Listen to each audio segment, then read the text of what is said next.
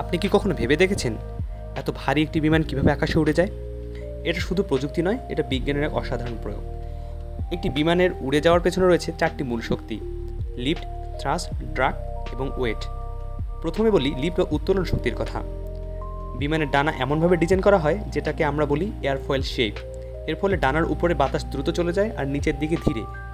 এই অসমগতির কারণে বিমানের উপর চাপ কমে যায়, নিচের দিকে বেশি থাকে। ফলে ডানার নিচ থেকে এক ধরনের চাপে বিমান উপরে উঠতে থাকে। এই শক্তিটাকেই বলা হয় লিফট। এরপর আসে থ্রাস্ট বা গতি তোলার শক্তি। বিমানের ইঞ্জিন বা জেট ইঞ্জিনের সামনের দিকে ধাক্কা দেয়, এটাকে বলা হয় থ্রাস্ট। এই শক্তি বিমানকে সামনের দিকে নিয়ে যায়। কিন্তু বাতাস তো চুপ করে থাকে না। বিমান যখন চলে, বাতাস এক ধরনের প্রতিরোধ সৃষ্টি করে, এটাকে বলা হয় ড্রাগ। আর বিমানের নিজের ওজন থেকে নিচে টানার জন্য এটাকে বলে ওয়েট।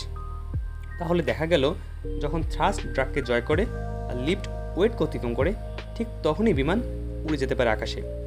আর এই পুরো প্রক্রিয়ার পেছনে কাজ করছে নিউটনের থার্ড ল এবং বার্নৌলি থিওরি। হ্যাঁ, বিজ্ঞানের সেই সহজ সূত্র। প্রত্যেক বস্তুর একটি সমান ও বিপরীত প্রতিক্রিয়া রয়েছে। বিমান যখন বাতাসকে নিচে ঠেলে দেয়, বাতাসও বিমানকে উপরের দিকে ঠেলে দেয়।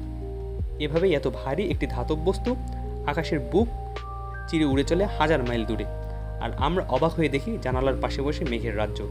বিজ্ঞানকে জানলে বিস্ময়টা আরও সুন্দর লাগে, তাই না?